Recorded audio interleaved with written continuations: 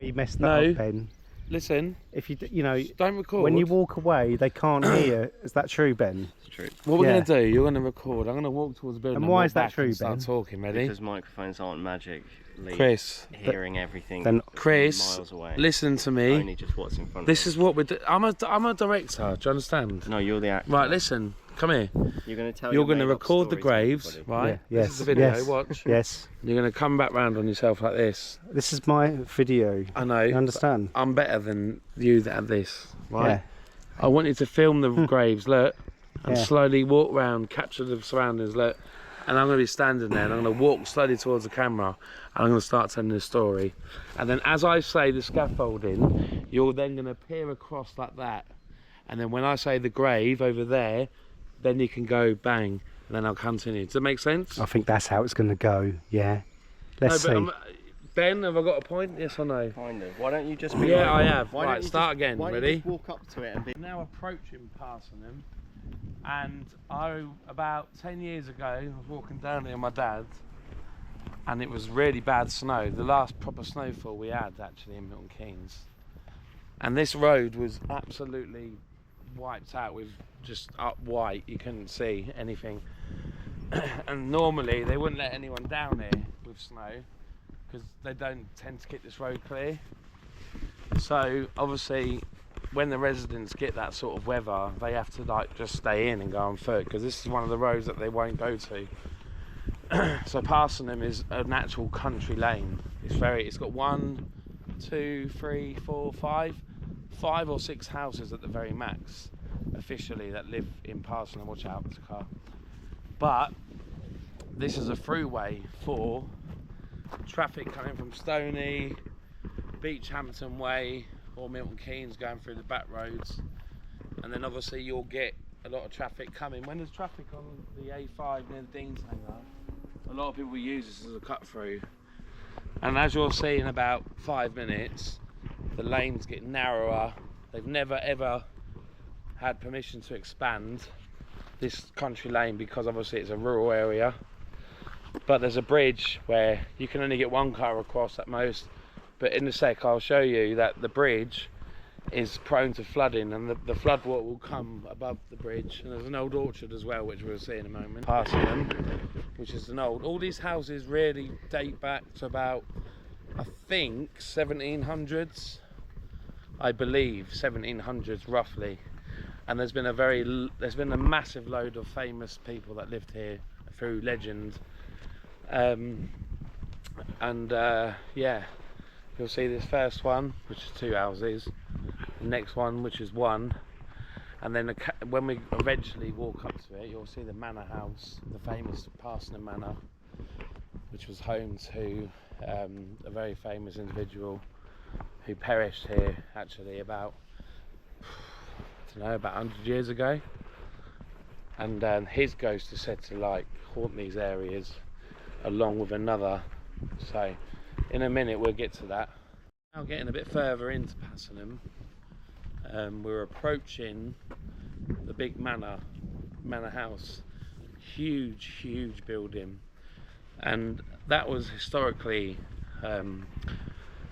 home to Bobby Banister, which is probably the most famous Banister, yeah. Banister, which is probably the most famous ghost of Parsonham. I'm not too sure on the backstory. There's been a lot of rumours, and I think there was something about either him being burned, people smelling smoke and flames when his ghost appeared.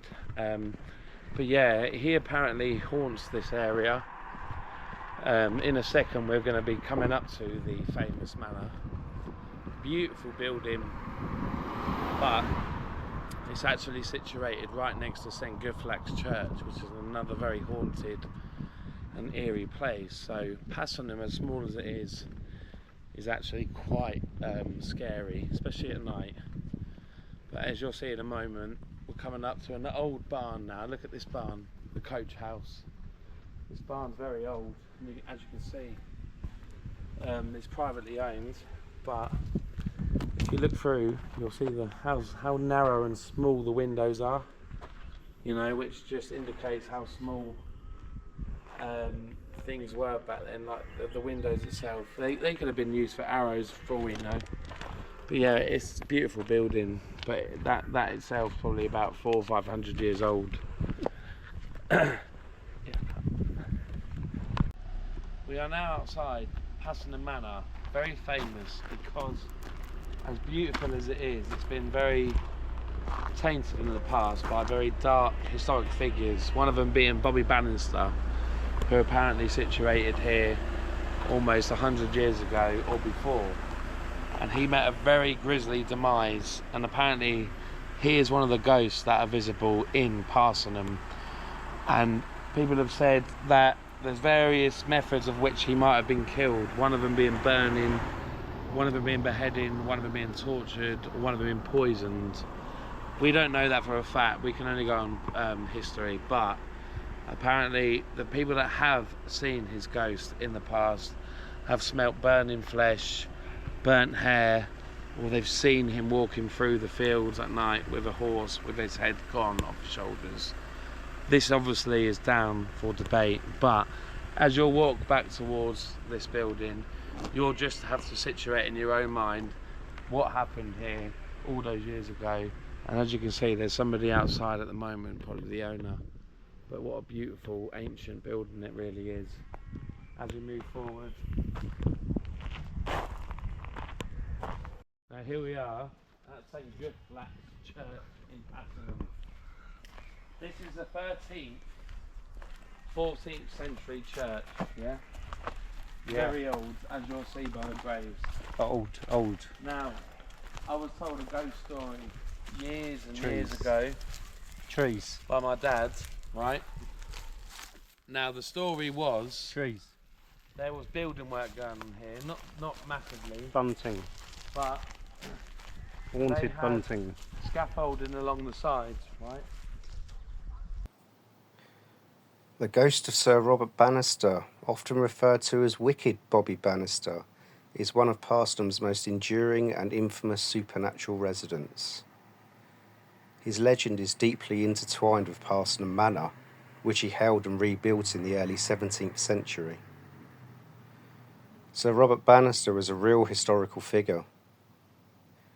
He acquired the manor of Pakenham in 1623 and was responsible for significant repairs or rebuilding of Pakenham Manor around 1626. He was a rising star in the court of James I and Charles I, serving as comptroller to James I and later clerk victualler to Charles I, responsible for the provisioning of the royal court. He also held a position on the court of the Green Cloth and was involved in collecting ship money. He accumulated considerable wealth and lands, reflecting his growing status. He died on December 15th, 1649 at the age of 80 and was buried in Pakenham, where his coat of arms can be seen on his tomb and the church exterior. Despite his apparent worldly success, Sir Robert Banister's legacy in Pakenham is that of a restless spirit, tormented by an unknown sin or a violent end. The moniker Wicked Bobby Banister suggests a reputation for harshness or cruelty during his lifetime, though the specific details of his wickedness are often lost to time and overshadowed by the ghost story itself. The most common version of the tale states that Sir Robert Banister met a violent end while hunting. He is said to have broken his neck in the hunting field, and his mangled body was dragged home by his horse. This sudden and brutal death is often cited as the reason for his restless spirit. Ever since his demise, the ghost of Sir Robert Banister has been a regular feature of dark and stormy nights in Pakenham. His most famous manifestation involves a coach and pair, which he drives furiously through the village. The sound of hooves and carriage wheels clattering in the dead of night, accompanied by the spectral form of Sir Robert, is a terrifying sight for those who witness it. Local folklore even suggests that the threat of Wicked Bobby Banister's appearance was used to frighten refractory children into good behaviour. Beyond the coach, he is also said to sometimes gallop on his faithful mare. Sometimes his apparition is seen riding his horse alone on a frantic midnight gallop. His spectral carriage is reported to drive right up to the doors of Parsonham Manor, perhaps indicating a lingering attachment to his former home. Accounts of his appearance often include descriptions of him being ghastly pale. Furthermore, his presence sometimes accompanied by the distinct and unsettling smell of brimstone and smoke, a classic signifier of a demonic or infernal association in folklore, further emphasising the idea of his wickedness and possibly his ultimate fate. The legend of Sir Robert Banister is a powerful example of how historical figures can become woven into the fabric of local ghost stories. His reputation as a wicked man combined with a violent death created the perfect conditions for a haunting tale. The visual and sensory details of his cogent horse and the accompanying smell of brimstone paint a vivid and frightening picture that has been passed down through generations in Parsonham, making him one of the village's most famous and chilling supernatural residents.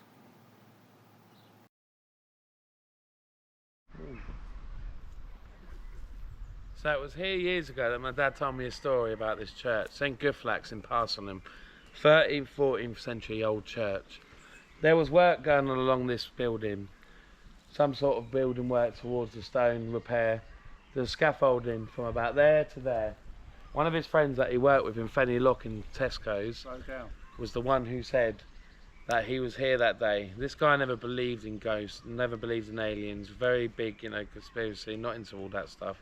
Anyway, he said one day he was there, it was a spring afternoon, and he just turned around, and then as he looks over towards this big grave over here, he saw a figure standing there, motionless.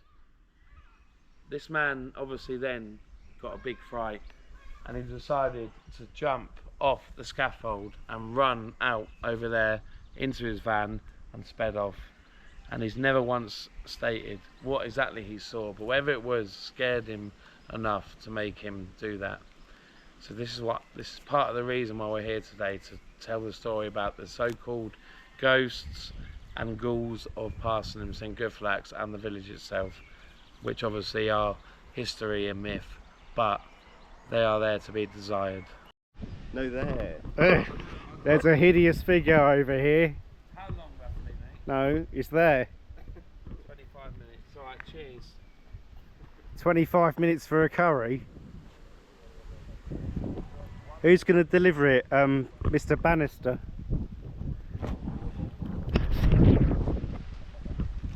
Yeah, that's it, mate. If you look here. A telegraph pole, right? It's actually not. So in the 1600s, when this electricity was installed,